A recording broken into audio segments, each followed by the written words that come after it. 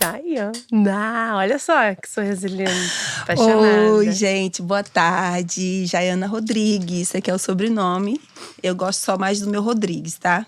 Tá. O de Oliveira eu não gosto muito não, porque é do meu pai. E esse negócio, né, da escravização de Oliveira, eu não gosto de ser de Oliveira não, entendeu? Sim. Quem lê um pouquinho sobre racismo sabe que significa você ter no seu sobrenome de fulano de tal. Sim. Então, eu não gosto muito do de Oliveira, não. Tanto por quem me deu, que não é alguém que faz importância na minha vida. Mas, enfim. Gente, essas mulheres, elas não batem bem juízo, não. Elas me chamaram aqui pra eu falar. Ai, seja muito bem-vinda. Porque todo mundo quer te ouvir. Preciso começar esse programa dizendo que estou estonteada. Existe essa palavra? Não, se não existe, você inventou e eu acho que você agora pode eu tenho o inventar. poder de inventar Sim. palavras aqui. Sim. Com a sua beleza. Estonteante. Estonteante. Tô tonteada, estonteante. Você está muito linda, por favor. Está não, ela é, minha filha. Porque até sem estar produzida, quando ela aparece lá em casa, tá bonita. Sei. Então, hoje eu estou assim, né, muito produzida, porque, né, eu tenho pessoas que fazem essas joias, que são minhas amigas, né? Essa joia que eu estou usando, muito poderosa, é do varal da Val. A Val é uma design de joias da Afrofuturista. E aí, né, eu tinha que estar aqui à altura do programa, né? Porque Maravilhosa. Você o está. Senta Direito Garoto é um programa que eu ouço todos os dias fazendo faxina, trabalhando. Na minha vida, eu ouço vocês. E eu sou muito grata a vocês por vocês se disponibilizarem a estarem neste lugar. Porque não é fácil estar no lugar que vocês estão. Né? Dar o nome de vocês a esse programa, trazer polêmicas para esse programa, falar sobre assuntos polêmicos. Então, assim, eu sou grata a vocês por vocês se colocarem nesse lugar e grata também por vocês terem me convidado. E aí, assim, né? Vamos começar falando sobre Jaiana? Vamos, Por começa do favor. começo. Jaiana Baiana. Então, eu sou baiana, né? Sou uma mulher preta. Nasci em Salvador. Vivi a minha vida, né, até os meus 19 anos numa cidade chamada Simões Filho, que é uma cidade próxima a Salvador. Sou filha de pais analfabetos, semi-analfabetos, minha mãe sabe ler. E por parte da minha mãe eu tenho vivos 5 irmãos e por parte do meu pai 4 irmãos, né? A minha mãe é uma mulher que me inspira todos os dias pela força que ela teve, porque ela foi uma mãe solo muito porreta. Hoje em dia, por eu estar nesse lugar de mãe solo, eu consigo compreender muito mais a minha mãe. Já a compreendia depois que eu comecei a entender a história de vida dela, mas agora que sou mãe solo, eu entendo muito mais. Porque ela foi abandonada com 6 filhos pelo ex-marido dela, num momento delicado de saúde, onde ela tinha sofrido um acidente e ela estava simplesmente em cima de uma cama com o lado esquerdo paralítico. E o ex-marido dela a abandonou. Que é o seu pai? Não. E aí ela viveu, né, sobreviveu, na verdade, de ajudas de amigas, de pessoas, né, para sustentar a ela e os filhos. E depois de se recuperar e estar bem de saúde, né, ela então se relacionou com meu pai. E quando foi descoberta a gravidez, o meu pai, ele sumiu. Então, ela tentou, né, abortar. Mas eu falava pra ela, muito zoando assim, mas eu sou gente ruim. Tudo que a senhora fazia, eu falava, vai ela achando que vai me tirar daqui. Eu vou pra esse planeta de merda. Exatamente. Não sei o que tava passando pela minha cabeça dentro daquele útero, gente, pra vir pra esse planeta. Mas, enfim, hoje em dia eu entendo, assim, teve um período da minha vida que eu não entendia muito bem as decisões que minha mãe tomou. Né? E ela te contou que tentou te abortar. Que corajosa. Ela me contou que tentou me abortar, ela contou que se eu nascesse homem, ela iria me deixar na maternidade. Porque no entendimento dela, um homem ia saber se virar na vida e uma mulher não.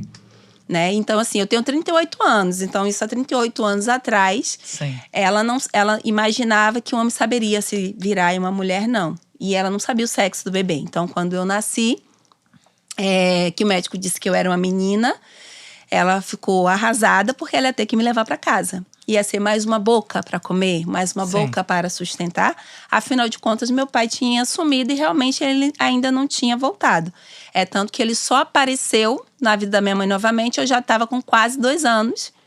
Que foi então quando eu fui registrada, porque a minha madrinha não deixava minha mãe me registrar, porque ela era professora e ela sabia todas as angústias e sofrimentos que uma pessoa passava na escola por não ter o nome do seu pai na certidão de nascimento. Então, a minha madrinha não deixava, ela dizer que meu pai ia aparecer. Ele realmente apareceu e então eu fui registrada. E aí eu falo, né? Eu sou uma pessoa que eu tenho… eu falo que eu tenho a bipolaridade de geminiana, eu tenho várias questões de personalidade, mas isso aí já é, desde lá atrás. Por quê? Enquanto eu não era registrada, eu tive vários nomes, eu tive vários. Ah, é? Minha madrinha tinha uma foto minha 4 meses de Michele. Mas eu não sou Michele. No meu cartão de vacina, era Vanessa. No cartão de vacina. Enfim, eu tive vários apelidos. E a cara da Verônica é ótima. Porque é uma… A gente tá rindo, né? Mas é uma realidade cruel. Exatamente. A gente tá rindo, mas é uma realidade cruel. Exatamente. Você não tem o seu próprio nome. Isso. E eu… Mesmo depois de ser registrada, eu fiquei carregando por muitos anos, ainda carrego até hoje, um apelido, que eu não vou contar pra vocês. Ah, não. Eu vou contar porque eu não ligo. É assim, na época tava passando uma novela chamada Xpita. E então eu comecei a ser a chamada de Xpita. Ainda bem que ela não te registrou, Xpita. Exatamente. E depois disso, as pessoas achavam Xpita muito grande. Aí eu fiquei sendo chamada só de Pita. Então, assim… foi muito louco pra mim quando eu tava na escola e eu tinha aquela confusão, porque na escola eu era chamada por Jaiana. Mas no meu bairro, pelas pessoas ao meu redor, eu era chamada de Pita, né? Então, assim, e demorou muito pra eu entender esse contexto, porque pra uma criança eu tenho 2 nomes, né? Até que eu entendi o que era o nome e então eu comecei a pedir para as pessoas me chamarem pelo meu nome e algumas pessoas não chamam por causa do hábito, né? E algumas pessoas, depois que eu me formei advogada, aí começou a querer dizer que eu pedia para ser chamada por Jaiana, porque agora eu era advogada besta, né? E aí depois, enfim, hoje em dia todo mundo aqui, né, o meu núcleo de convívio, todos me chamam de Jaiana ou Jai, né? E é uma forma carinhosa, mas enfim. Mas voltando lá atrás, eu quis pontuar isso porque eu entendo quanto que todas essas situações, quanto todo esse abandono interferiram na minha vida, né? Fazem parte de quem você é. E interferiu muito nas minhas relações, né? Entender depois, terapeuticamente, elaborando, né, as relações que eu tive, as minhas escolhas profissionais, né? Tudo tá muito ligado ao abandono afetivo que eu tive. Porque, assim, o meu pai, 0 afeto. Ele voltou, registrou e sumiu. Mas é aquela pessoa que nem era o pai de pegar os finais de semana, sabe? Nem isso eu tinha pra dizer que eu tive alguma coisa ali. Nem um Instagram, um Facebook pra ele postar foto. Eu não tive isso, né? E a minha mãe, por ser uma mulher sobrecarregada, né? Ela trabalhava como costureira. Então, assim, eu falo que se minha mãe tivesse tido uma boa orientação, ela teria sido uma excelente estilista. Porque ela tem o dom mesmo para costura, para fazer a roupa para o seu corpo, com as suas medidas. Ela, uma perfeição. De dizer, olha, minha filha, isso não vai favorecer a sua cintura, não vai favorecer você. Então, assim, ela seria uma excelente estilista. Mas, enfim, ela trabalhava como costureira de 5 ou 6:30 da manhã até 10 horas da noite, meia-noite, para poder dar sustento pra gente.